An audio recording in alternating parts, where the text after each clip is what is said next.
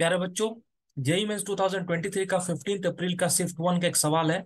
ठीक है ना। F X equal to maximum one plus X plus greatest integer of X, X plus two greatest integer of X lies in the interval close interval 0 to 2।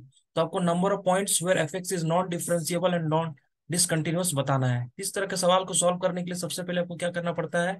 Graph का use करना पड़ता है। Graph का use कैसे करेंगे? For example, आपको F x लिखना है तो एफ एक्स को तीनों पार्ट को अलग अलग ब्रेक करना पड़ेगा। ठीक है ना। तो मैं इसको ब्रेक करता हूँ, one plus X plus greatest integer of x, इसको लिख देंगे एक्स। अगर आपने इसको ब्रेक करोगे हर इंटीजर पर, तो 0 से 1 के बीच में ये इंटीजर कितना हो जाएगा? 0, यानी 1 प्लस एक्स बनेगा। इसी तरह से अगला ब्रेकिंग होगा 1 से लेके 2 के बीच में, ये इंटीजर हो जाएगा 1।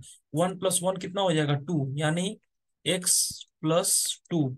और फाइनली एक और नंबर बचा है x=2। x=2 पर ये 2 यानी कितना बन गया? 5। इसी तरह से जब इसको ब्रेक करेंगे, x+2 greatest integer of x=, यहां पर में फिर से हम लोग लगाएंगे 0 से 1 के बीच में, तो ये 0, तो ये x हो गया। इसी तरह से 1 से लेके 2 के बीच में ये वैल्यू कितना हो जाएगा? 1, यानी x+2। और जब अपने को x=2 रखेंगे, तो 2+2 × 2 यानी कितने के बराबर हो जाएगा? 6। तो आपको इस तरह से ब्रेक हो गया। और तीसरा फंक्शन में कोई ब्रेक करने का जरूरत नहीं है, क्योंकि ये तो एक सिंपल फंक्शन है x+2। अब इन सब का मैक्सिमम देखना है। ठीक है ना। तो इन सब में देखो, सारा नंबर क्या है? पॉजिटिव है। सारा नंबर यहाँ पर में क्या है? पॉजिटिव। एक्स जब पॉजिटिव है तो ये पॉजिटिव, ये पॉजिटिव, ये पॉजिटिव, सारा पॉजिटिव। सारा पॉजिटिव में आप देख पा रहे हैं सबसे ज्यादा बड़ा कौन सा दिख रहा है? x+2 इस इंटरवल में। ठीक है ना। x+2 0 से लेके 2 तक के बीच में x+2 मैक्सिमम हो जाएगा, x+2 मैक्सिमम हो जाएगा। ठीक है ना। तो यहाँ पर मैं हम लोग इसका जो मैक्सिमम का फाइनल डेफिनेशन लिखेंगे, तो मैक्सिमम एफ ऑफ x=x+2 कौन से इंटरवल में? 0 से लेके ओपन इंटरवल 2 तक। आप कुछ भी चेक करो, हमेशा x+2 ही मैक्सिमम आएगा, क्योंकि x से बड़ा क्या होगा?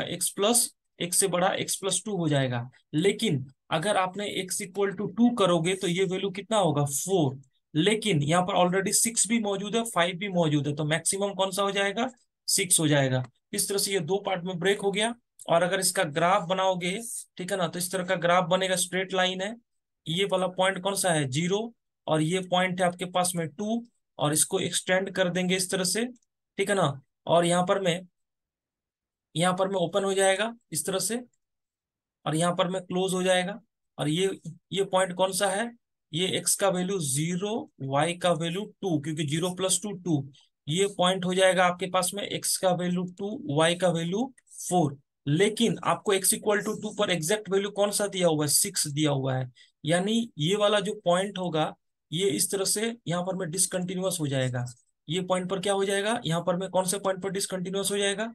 ये वाला पॉइंट पर 2 पर डिसकंटिन्यूअस हो जाएगा, क्योंकि 2 पर क्या हो गया? जंप हो गया, आपको 2 पर जंप हो गया इस तरह से। ठीक है ना। यानी अच्छा, और भी कोई पॉइंट पर नॉन डिफरेंशिएबल भी नहीं है, डिसकंटिन्यूअस भी नहीं है, सारा वैल्यू पर क्या है? कंटिन्यूअस है। यानी डिसकंटिन्यूअस डिसकंटिन्यूअस एट x=2। और यहाँ पर में नॉन डिफरेंशिएबल भी है, कौन से पॉइंट पर? Eight x=2। इसका मतलब इस फंक्शन में दो पॉइंट्स डिसकंटिन्यूअस, एक पॉइंट x=2 पर होगा और नॉन डिफरेंशिएबल x=2 पर होगा। तो आपको सवाल में ये पूछा गया था शायद कि नंबर ऑफ पॉइंट्स, अगर m डिसकंटिन्यूटी का पॉइंट होगा और n नॉन डिफरेंशिएबल का पॉइंट है, तो m+n का वैल्यू बताना है। तो यहाँ पर में एक हो जाएगा, यहाँ पर एक, m+n=2। इस तरह से सवाल का बेसिक कॉन्सेप्ट आपको क्लियर होना चाहिए। ठीक है ना। तो अगर आपको सवाल अच्छा लगे तो इसको लाइक एंड शेयर जरूर करिएगा। Thank you my dear friends.